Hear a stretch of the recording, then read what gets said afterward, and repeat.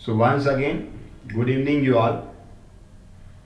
Let's go with the chapter number 3 first. Take your textbook and come down on page number 68.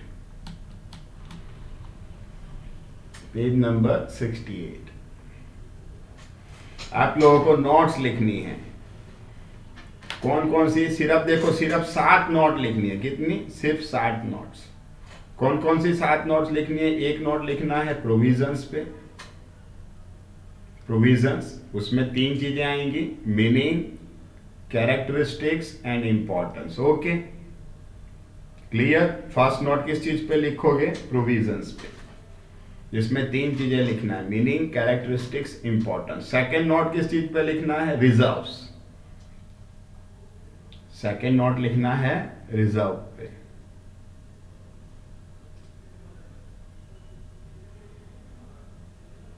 Okay रोशन, बात करते हैं बेटा उसके बारे में बाद में, है ना. थर्ड नोट लिखना है types of reserve. Third, types of reserve. Fourth, reserve fund. ये एकदम छोटा सा पैराग्राफ है एक. फिफ्थ है difference between general reserve and provision. और सिक्स्थ नोट लिखना है difference between general reserve and capital reserve. Okay, आटली नोट्स લખવાની છે. થઈ જશે? કેટલો ટાઈમ જોઈએ બોલો એના માટે?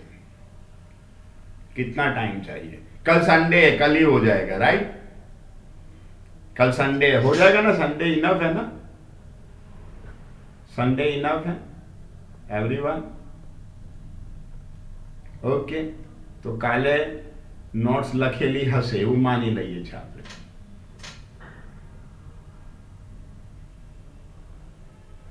नहीं, एक बार स्टार्ट तो करो बेटा. इजी है वंशिका, एक बार स्टार्ट करो, नोट्स तो लिखो. इजी है, फिर सर उसको आपको समझाएंगे वो चीज, है ना.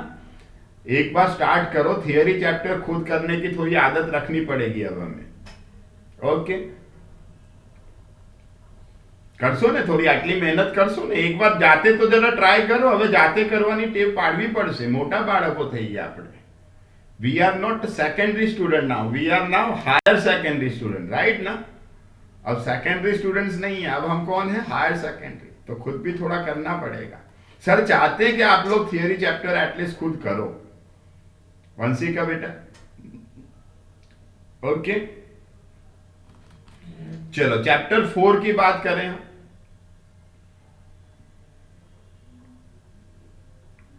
चैप्टर 4 की बात करें.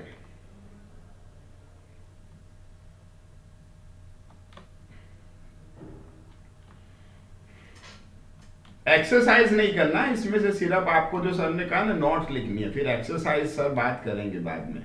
Okay, chapter 4 bills of exchange. Come down page number 75. Bills of exchange. इसमें से भी काफी चीजें ओमिटेड हैं. सिलेबस जो 30% रिड्यूस हुआ उसके मुताबिक, तो सब कुछ नहीं करना है, हम देखेंगे. स्टार्ट करते हैं. Bills of exchange. Subsidiary books कितनी होती हैं? कौन कौन सी होती हैं मालूम है? सब्सिडरी बुक्स कितनी होती हैं? कौन कौन सी होती हैं मालूम है? याद है? याद है कि नहीं? सब्सिडरी बुक्स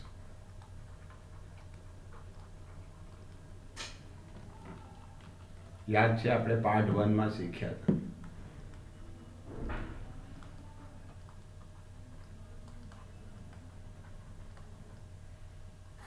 गुड्स की 4 बुक्स होती हैं, याद है? गुड्स की 4 book: purchase book, sales book, purchase return book, sales return book. याद છે ને? પછી કેશ માટે 2 હોય છે, cash book, petty cash book. પછી 2 બિલ્સની બુક હોય છે, bills receivable book, bills payable book. Clear? અને લાસ્ટ જે ક્યાંય ના આવે ક્યાં આવે? જે ક્યાંય ના આવે ક્યાં આવશે? જે ટ્રાન્ઝેક્શન આગળની 8 બુકમાં ના આવતું હોય ક્યાં આવે? General proper. नियति काफी दिनों बाद दिखाई पड़ी बच्ची ये लाइव में. ओके, तो इसमें से ये 2 बुक अपनी बाकी थी. ये सारी बुक्स हमने सीख ली ना, ये सब, ये 8-7 बुक्स हमने सीख लिया। कौन सी बाकी थी अपनी? Bills receivable and bills payable. उसके लिए भी एक बुक अलग अलग रखी जाती है, बिल्स रिसीवेबल के लिए, बिल्स पेएबल के लिए। बेसिकली बिल्स ऑफ एक्सचेंज जो जनरेट होता है ना, वो क्रेडिट ट्रांजेक्शन से जनरेट होता है। कहां से? Credit transaction. याद हो तो चैप्टर 1 के अंदर, पार्ट 1 चैप्टर 1 में हमने पार्ट 1 चैप्टर 1 के अंदर दोनों का मीनिंग देखा था। याद है? मीनिंग जो तो bills receivable and bills payable, वो उतना डिटेल में नहीं था, यहां पे हम डिटेल में देखेंगे उस चीज को। तो मीनिंग से स्टार्ट करते हैं। मीनिंग से इंट्रोडक्शन एक बार खाली रीड करना है, इंट्रोडक्शन एक बार रीड करना है। થોડુંક હિન્ટ આપી દો એના પહેલા, થોડુંક ઇન્ટ્રોડક્શન પ્રમાણે હિન્ટ આપી દો, બરાબર? ચલો, એક્સ ને X sold goods to Y of rupees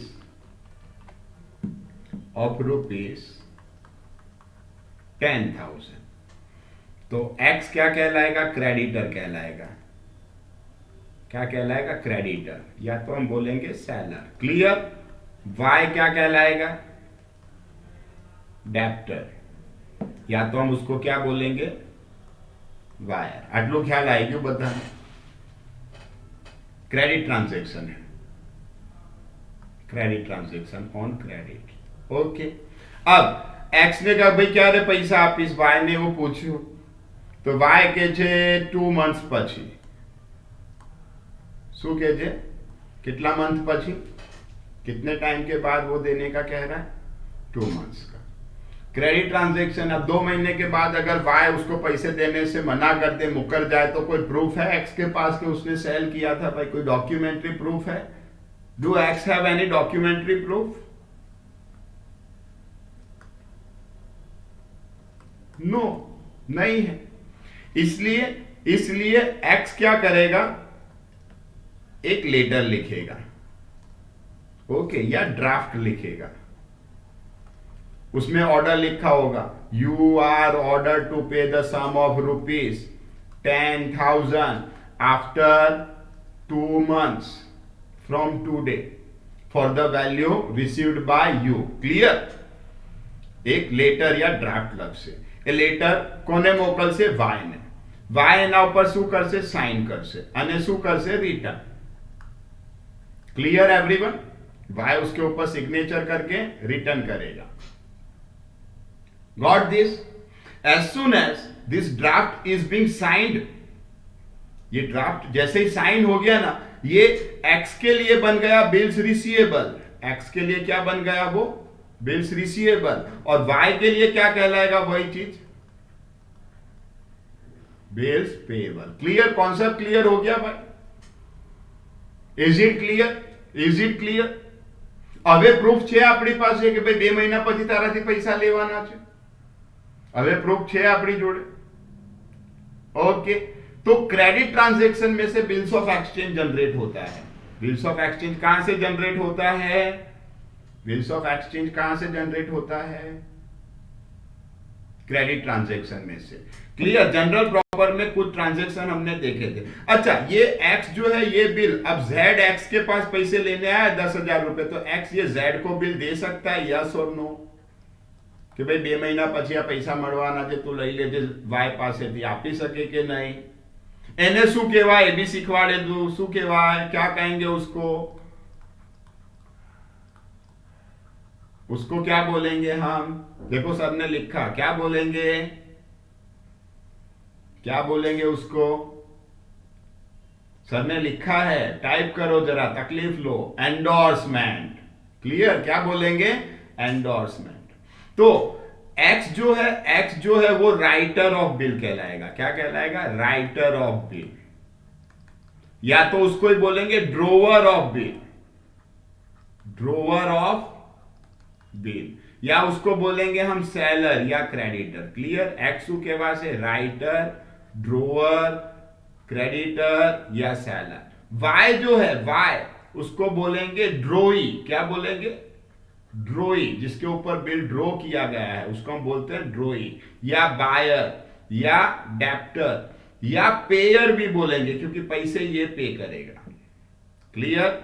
x ने शो कही सका है drawer of bill, writer of bill, या तो क्रेडिटर या सेलर। वाई को क्या बोल सकते हैं? पेयर, ड्रोई, डेप्टर, बायर या एक्सेप्टर। दूसरा क्या बोल सकते हैं? एक्सेप्टर, क्योंकि बिल उसने एक्सेप्ट किया। Clear everyone? Clear? Clear? Okay. और जेड को क्या बोलेंगे? जिसको पैसे मिलेंगे ना फाइनल डेट पे, अगर एक्स को पैसे मिले तो एक्स और जेड को मिले तो जेड, उसको बोलेंगे पे। जेने पैसा મળે એને શું કહેવાય? पे। મેચ્યોરિટી ડેટ ઉપર જેને પૈસા મળશે એ પર્સન શું કહેવાય? पे। તો બિલ ટ્રાન્ઝેક્શનમાં મેક્સિમમ કેટલી પાર્ટીઝ હોઈ શકે?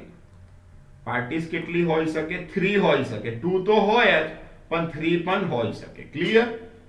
હવે આપણે બુકમાં જોઈએ શું છે। अब हम बुक में देखें क्या है, मीनिंग पे से जाएंगे हम। The definition of bills of exchange given in Indian negotiable instrument act 1881। इसका मीनिंग और डेफिनेशन कहां पे दिया हुआ याद रखेंगे, 1 मार्क्स क्वेश्चन आ सकता है। The bill is defined, bill और promissory note is defined in Indian negotiable instrument act 1881। क्या है? A bill of exchange is an instrument. Instrument मतलब डॉक्यूमेंट है, इंस्ट्रूमेंट है, या तो क्या है? डॉक्यूमेंट है। इन राइटिंग, बिल केवू होय छे हमेशा इन राइटिंग, ओरल ना होय। बिल ओरल हो सकता है, यस और no? Bill is possible that it is in oral? No. कैसा होगा वो? राइटिंग में। कंटेनिंग अनकंडीशनल ऑर्डर, बिल के अंदर क्या होना चाहिए?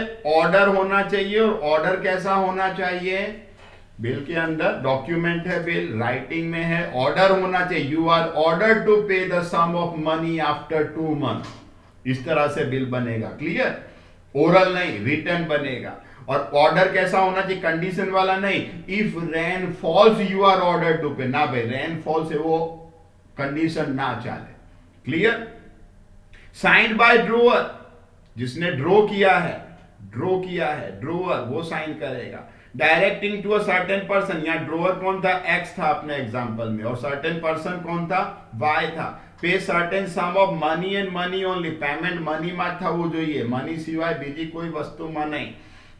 After specified time certain person और अकॉर्डिंग टू हिज ऑर्डर, भाई जेड एक्स ने अथवा एक्स ना ऑर्डर प्रमाणे जेड ने पैसा મળશે એવું હોવું જોઈએ। क्लियर? मीनिंग ख्याल आ गया भाई? बिल्स ऑफ एक्सचेंज क्या है? is an instrument in writing containing unconditional order, signed by drawer मतलब x का sign, directing to a certain person मतलब y, यहाँ पे पे certain some of money and money only, भाई मनी पे करવું પડશે, એમાં गुड्स के असेट ચાલે नहीं। आफ्टर स्पेसिफाइड टाइम, भाई 2 મહિના પછી એટલે 2 મહિના પછી, બહુ મોડું નહીં ચાલે એમાં। सर्टेन पर्सन કે ભાઈ મને અથવા હું કહું એ પ્રમાણે આ બિલ જે લઈને આવે ને। Clear everyone? આના ઉપરથી જેની શું આવશે? મીનિંગ પરથી જેના શું આવશે? કેરેક્ટરિસ્ટિક્સ। મીનિંગ પરથી જેના શું આવશે? કેરેક્ટરિસ્ટિક્સ। જોઈ લઈએ ફટાફટ। બિલ હંમેશા કેવું હશે? ओरल हसे के राइटिंग में हसे? रिटर्न हसे। फर्स्ट कैरेक्टरिस्टिक्स हमने बात कर ली, ओरल नहीं होगा। कैसा बिल होगा हमेशा? कैसा होगा हमेशा बिल? क्लियर? ऑर्डर कैसा होना चाहिए? ऑर्डर कंडीशनल होना चाहिए। If rain falls, if your daughter gets married, if ना चाले अंदर। क्लियर? कोई कंडीशन चाले नहीं। रिक्वेस्ट ना चले, यू आर रिक्वेस्टेड टू पे होना चाहिए या ऑर्डर टू पे होना चाहिए? भाई यू आर रिक्वेस्टेड टू पे होना चाहिए या यू आर ऑर्डर टू पे? ऑर्डर होवो જોઈએ। क्लियर? स्पेसिफिक पर्सन, जे पर्सन ऑलरेडी छे, जे डेटर छे ए पर्सन नो बिल होवो જોઈએ। Bill acceptor and amount receiver, bill acceptor and amount receiver, भाई बिल કોણ એક્સેપ્ટ કરી રહ્યું છે ને અમાઉન્ટ કોણ રિસીવ કરશે? ક્લિયરલી મેન્શન હોવું જોઈએ। दोनों अलग अलग स्पेसिफिक पर्सन होने चाहिए। ऑर्डर फॉर पेमेंट, और वो भी कौन सा भाई? पेमेंट कौन सा?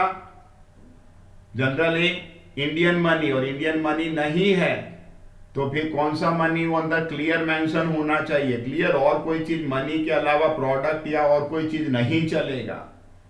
अमाउंट कैसी होनी चाहिए, you are order to pay some around ₹10,000 या ₹10,000, अराउंड होવું જોઈએ कि भाई ₹10,000 क्लियर होવું જોઈએ। अमाउंट कैसा होना चाहिए, must be clear and definite, rupees एकदम क्लियर होना चाहिए, अराउंड ना चाले, क्लियर, राइट। डेट अंदर बिल में क्लियर होવું જોઈએ જેથી તમે ટાઈમ કાઉન્ટ કરી શકો। ड्यूरेशन बिल का क्लियर होना चाहिए, which you are order to pay sum of ₹2,000 after 2 month from today, तो भाई 2 महीने के बाद, क्लियर, आज से 2 महीने के बाद एकदम क्लियर ड्यूरेशन होना चाहिए। सिग्नेचर बिल के अंदर दोनों का जरूरी है, दोनों कौन, दोनों भाई, दोनों मतलब एक्सेप्टर एंड ड्रोअर दोनों का। Adhesive, adhesive means stamp duty, stamp ના લગાવ્યું હોય ને પ્રોપર અમાઉન્ટનું, જો પ્રોપર અમાઉન્ટનું સ્ટેમ્પ ના લગાવ્યું હોય તો બિલ લીગલ ગણાય નહીં। ખબર છે ને, સ્ટેમ્પ જોયું છે ને બધા, પેલી ટિકિટ લગાવવાની હોય છે, પોસ્ટલ ટિકિટ, ખબર છે બધાને, બરાબર, એ ના લગાવ તો વેલિડ કહેવાય, વેલિડ કહેવાય બિલ કે ના કહેવાય, વેલિડ ना कहेवाय, क्लियर। ऑन डिमांड और आफ्टर स्पेसिफाइड डेट बिल दो प्रकार के हो सकते हैं। ऑन डिमांड पेबल मतलब जैसे बिल रखा ऐसे अमाउंट पे करना पड़ेगा, उसको ऑन डिमांड बिल बोलते हैं। स्पेसिफाइड डेट जो हमने बात की भाई आफ्टर 2 मंथ्स फ्रॉम टुडे, तो स्पेसिफाइड डेट हुआ। Acceptance of bill is necessary और नॉट, एक्स ने बिल बनाया वाई को दिया, तब तक वो क्या था, बिल था या ड्राफ्ट था खाली। एक्स ने बिल लिख के वाई को सेंड किया, तब तक वो क्या था, ड्राफ्ट था या बिल था। ड्राफ्ट मीन्स लेटर हतो के बिल हतु है, શું હતું ભાઈ? એક્સેપ્ટન્સ જરૂરી છે કે નહીં? એક્સેપ્ટન્સ વાય એના ઉપર સાઇન કરે જરૂરી છે કે નહીં बिल बनावा માટે? वाई का सिग्नेचर जरूरी है, राइट। तो एक्सेप्टेंस इज नेसेसरी। बोलो कोई कैरेक्टरिस्टिक्स में किसी को कोई प्रॉब्लम, कोई कैरेक्टरिस्टिक्स में प्रॉब्लम? ओके कितनी पार्टीज हो सकती हैं भाई बिल्स ऑफ एक्सचेंज में? कितनी पार्टीज हो सकती है? सर ने स्टार्टिंग में ही समझा दिया था भाई, कितनी पार्टी हो सकती है? 3 हो सकती है। एक तो कौन, ड्रोअर। अपने एग्जांपल में ड्रोअर का नाम क्या था? अपने एग्जांपल में ड्रोअर का नाम क्या था? जिसने ड्रॉ किया है बिल, कौन था वो? X, clear.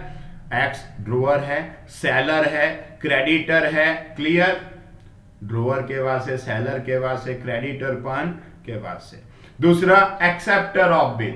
एक्सेप्टर कौन था अपने एग्जांपल में? एक्सेप्टर कौन था?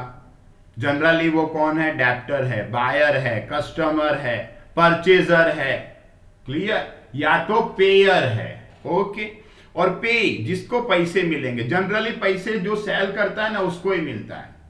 जनरली तो एक्स ही यहां पे पे ही होता, पर अगर एक्स ने किसी को बिल दे दिया है तो उसको पैसे मिलेंगे, तो Z, clear. So the one who receives the amount. Okay, वैसे तो 2 ही पार्टी होते हैं भाई, ड्रोअर, पे, holder of bill and acceptor of bill, पर अगर एंडोर्स किया गया हो तो 3 पार्टी हो सकते हैं। Clear everyone? चलो बिल नो स्पेसिमेन જોઈ લઈએ। बिल नो स्पेसिमेन જોઈ લઈએ।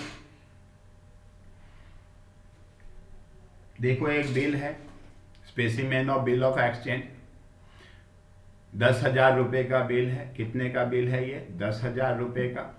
मित्र मिलन सोसाइटी, नारायणपुरा, अहमदाबाद 13। कौन सी डेट को बिल बनाया गया? ये 9 अगस्त 2016 को बिल बनाया गया।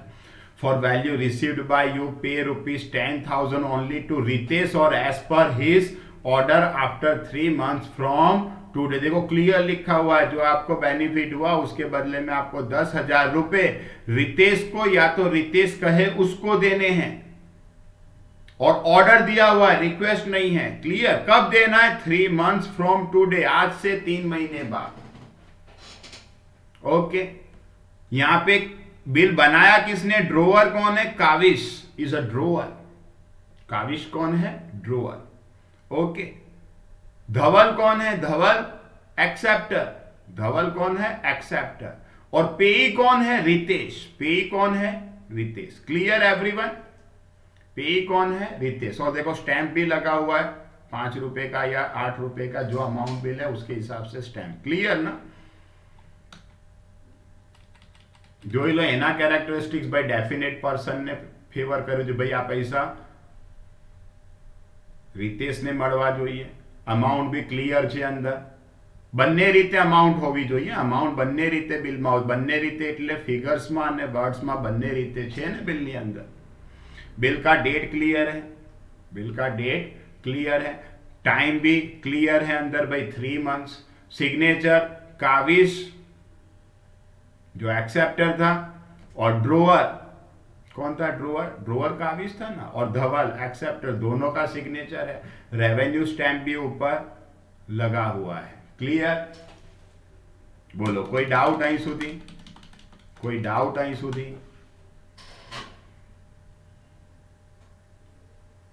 તો બિલ્સ ઓફ એક્સચેન્જ કેટલી વસ્તુ આવી ગઈ ખબર છે? બિલ્સ ઓફ એક્સચેન્જમાં જે નોટ્સ લખવાની છે આપણને, બિલ્સ ઓફ એક્સચેન્જ કેટલી નોટ્સ લખવાની? 1, એનું ડેફિનેશન,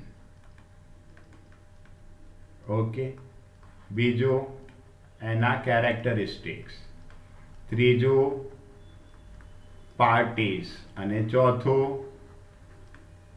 સ્પેસિમેન। ક્લિયર? આટલી નોટ લખવાની શેના ઉપર? Bills of exchange. ओके, बोलो कोई प्रॉब्लम इतने में? Is there any problem in this topic? नथी ने कोई प्रॉब्लम? आगे बढ़ सकते हैं बच्चों,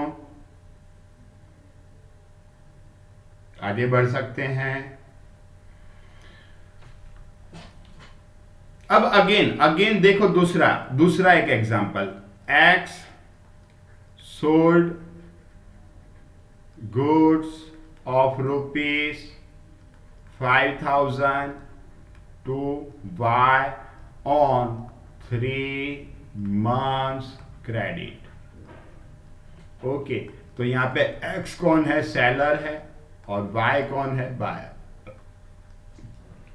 Y ने एक लेटर लिखा, उसमें लिखा आई प्रॉमिस टू पे। क्या लिखा? आई promise to pay sum of rupees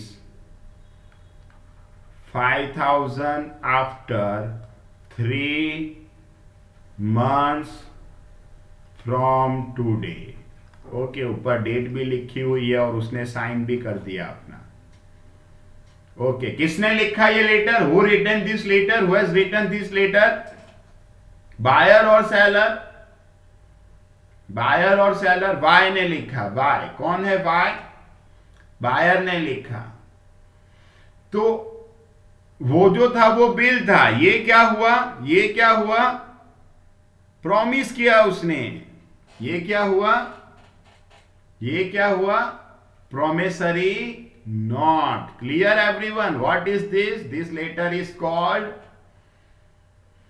तो बिल्स ऑफ एक्सचेंज बायर लिखता है या seller? Bills of exchange, who writes the bills of exchange? Bills of exchange कौन लखे छे? बायर के सेलर? बिल्स ऑफ एक्सचेंज पूछू छो। Bills of exchange, who draws the bills of exchange? Who is drawer of bills of exchange? Debtor या creditor? Buyer या seller? बोलो, answer बोलो। Who prepares bills of exchange, buyer और seller? That is debtor और creditor? Seller means creditor. And who prepares promissory note? Promissory note कौन लिखता है, कौन बनाता है? Buyer. Right? Clear? Any doubt? જોઈએ બુકમાં? Let go with the meaning. Direct definition देखेंगे। ये भी कहां डिफाइन किया गया? Indian negotiable instrument act 1881। भारतीय परक्राम्य धाराना लेखो 1881। गुजराती नाम एनु भारतीय परक्राम्य धाराना लेखो इंडियन नेगोशिएबल इंस्ट्रूमेंट एक्ट में डिफाइन किया गया है। अ promissory note is also a document. Instrument means what? It is also a document. ये भी कैसा होता है? ओरल या राइटिंग? ओरल या रिटन? ઓરલ કે રિટર્ન આવી કેવું હશે? રિટર્ન હશે.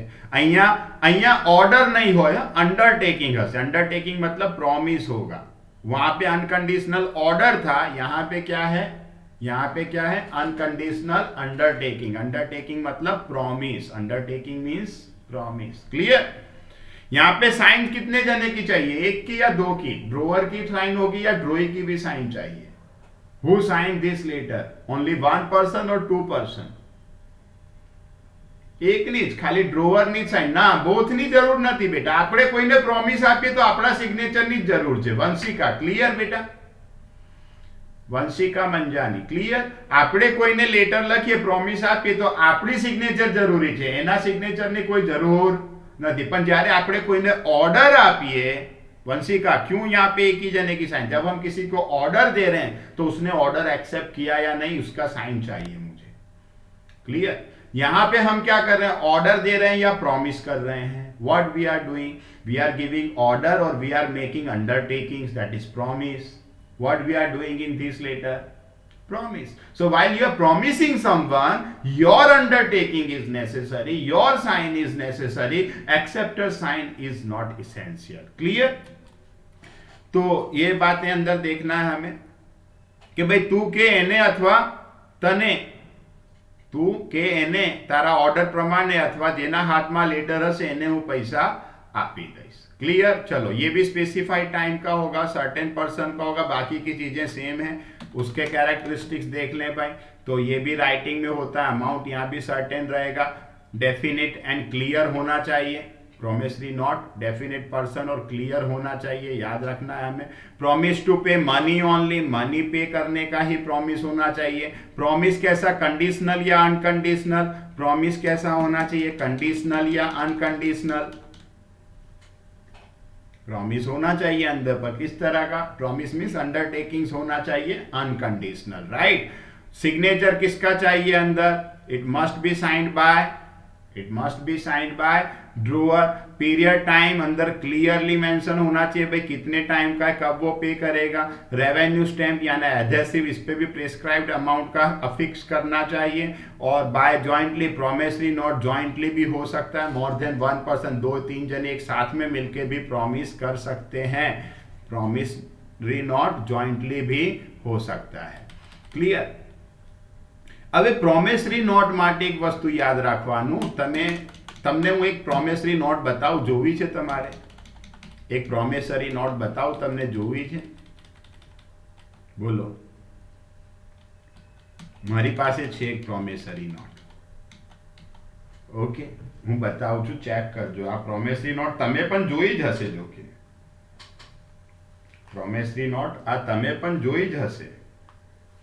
નથી જોયું? प्रोमिसरी नोट નથી જોયું તમે લોકો? यस और नो? प्रोमिसरी नोट देखा है आप लोगों ने?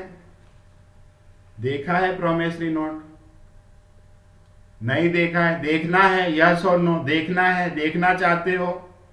देखना चाहते हो? लो देखो, ये रही प्रोमिसरी नोट. दिखा? दिखा सबको प्रोमिसरी नोट? छे લખેલું છે? જોયું છે? હવે બોલો, જોયું છે કે નહીં પ્રોમિસરી નોટ તમે લોકોએ? હવે બોલો, प्रोमिसरी नोट જોયું છે કે નહીં બધાએ? रोज देखते हैं, रोज देखते हैं. राइट? तो इसमें क्या लिखा है? देखो क्या प्रॉमिस है इसमें और कौन प्रॉमिस कर रहा है. इसमें भी प्रॉमिस है. देखोगे ध्यान से, आप पढ़ोगे तो आपको पता चलेगा. इसमें भी प्रॉमिस है. I promise to pay the bearer the sum of 100 rupees. मैं धारक को 100 रुपए अदा करने का वचन देता हूं. इस प्रॉमिस की वजह से इसकी वैल्यू है. यानी वैल्यू केम छे आ प्रॉमिस ना लीधे. Who gives this promise? Who gives this promise to धारक? धारक means bearer. हमको ये promise कौन दे रहा है? Who gives this promise? A promise वगैरह, this is just a piece of paper. RBI governor. Yes. Who gives that promise? Who gives that promise? RBI governor on behalf of government of India. ये promise ना होना तो इसकी कोई value नहीं. It is just a piece of paper. It's just piece of paper. तो धारक मतलब बैरर. બેરર મતલબ जिसके हाथ में है वो. આવી promise two the bearer on demand, આવી પ્રોમિસ આપણે કરી શકતા નથી. આપણે આવી પ્રોમિસ કરી શકીએ કોઈને કે ભાઈ टू दी બેરર इतना अमाउंट पे करने का मैं प्रॉमिस देता हूं, ऐसा प्रॉमिस हम कर सकते हैं किसी को? नहीं. ये प्रॉमिस करने का अधिकार सिर्फ किसको है? એટલે promissory note to the bearer ના હોઈ શકે, to the bearer on demand હોઈ શકે નહીં.